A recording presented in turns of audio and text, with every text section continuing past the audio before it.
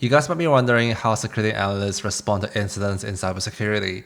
This type of video has been requested a number of times by you guys, so here it is. This video will be on 3 different types of incidents in cybersecurity, and each of these examples will be on a different level of severity, so you guys can get an idea of how these kind of things are generally handled. Hey everyone, welcome back to my channel. If you're new here, my name is Jono, and I work in cybersecurity, and hopefully by the end of this video, you get a general understanding of how security analysts handle incidents. We'll be going through the usual steps that we do, like detection, investigations, remediation, prevention, and documentation. Before we get started, we need to understand how the severity levels work. This might differ across companies, but the general rule of thumb is that the severity depends on how many people have been affected and whether there is a downtime on a system or any financial or data impact like exfiltration. And usually the severity rating changes as you investigate the incident because you may or may not find things which will raise the criticality. So we're going to start off with the first example, which is a user reporting that they're not receiving an email. This is usually the lowest severity because the number of affected users is usually just 1, and it's unlikely that it's because of our email security or servers are down.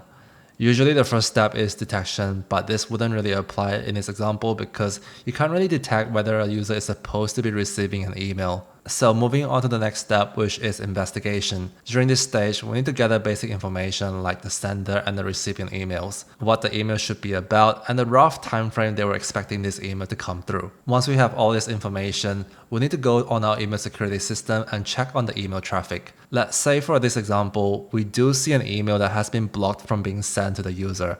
We'll need to find out why. In this case, this particular email was detected by the system to contain malicious signature, which should generally be enough to explain back to the user. But we should always verify these kind of verdicts because we might get false positives. So the next step is to download the email and manually analyze it. What we're doing here is to look for any red flags and any suspicious websites. Usually I will just run any URLs found within the email against VirusTotal, which is a free online tool that lets you know if a URL is malicious. So in this example, we do see a malicious URL within the email, so that justifies the email block. We'll have to skip the remediation because there's nothing to fix. There is also no need for prevention as the system was able to capture the email correctly and categorize it as a phishing email. For documentation, usually this type of incidents will be in the form of a help desk ticket. So what we need to put on that ticket is the actions that we've done. So how we confirm that the email security system blocked the email because it detected malicious signature. We have also verified this manually by going through the email itself. And no further action is required because there is no remediation. Now moving forward onto the second example, which is going to be a user reporting that the device might have been compromised. This type of incident would have medium severity as the potential impact is more severe. We could potentially be looking at an incident that could be a lateral movement attack. And that means this impact could travel across systems like a malware recording keystrokes on a computer which reveals their password to access another internal website. But this type of cases are usually just from a single user, which is why it's not exactly at high severity at this stage. Now the first step is detection, and usually companies have an endpoint security solution to handle this sort of thing. And one of the more well-known solutions is CrowdStrike. In short, CrowdStrike installs an application on every single device in an organization, and they can monitor all the activity, and if there's any malicious applications detected, then it can automatically block the process and alert the security team. So let's say that we actually had a detection on the user's laptop, and within the detection, we could see a malware attempted to run in their downloads folder.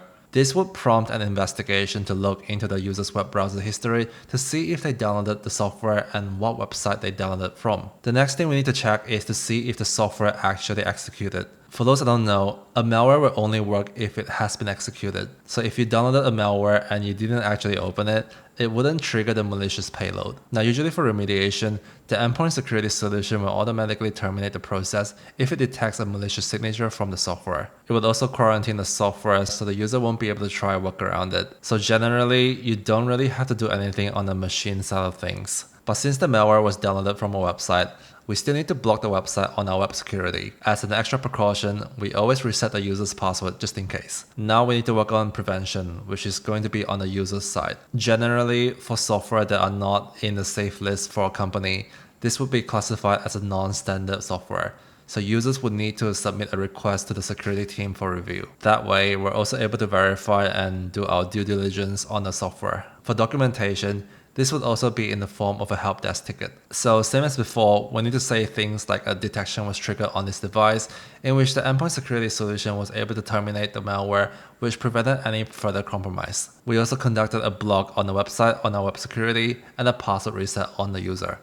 And lastly, the user was informed to submit a request for a non-standard software in the future. Now let's run through an example where the severity is high. Usually, these kind of incidents happen outside of our detection capabilities. For example, the CrowdStrike outage that happened last year was a high severity incident. It had a high impact where almost everyone in the organization went offline because of a memory issue in the application. And since the issue was on the kernel level, that means it has full control over the computer systems. And that resulted in an infinite blue screen of death whenever we try to boot the computer up. Now obviously there was no way for us to detect this vulnerability to begin with, so let's go right to the investigation process. When this incident was happening, we had multiple reports of users reporting that their machines were suddenly shutting down, but because this outage was happening across our fleet of computers at random times, initially we weren't sure about the root cause. Then we found out on the blue screen, it was showing the cause of issue, which was a file from the CrowdStrike agent. That's when we knew that any computers with CrowdStrike installed would potentially be affected.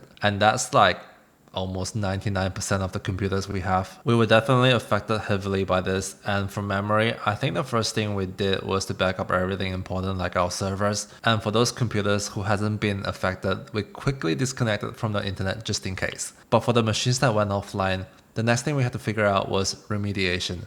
How do we restore these devices? The only way we could do it was to manually and individually boot the computers up in safe mode and remove the corrupted file with command line. This restoration process involved multiple teams in our IT department, and it was still a lot of hassle because we've got a lot of people with computers and they had to be in the office for us to fix it up one by one. Now that was remediation.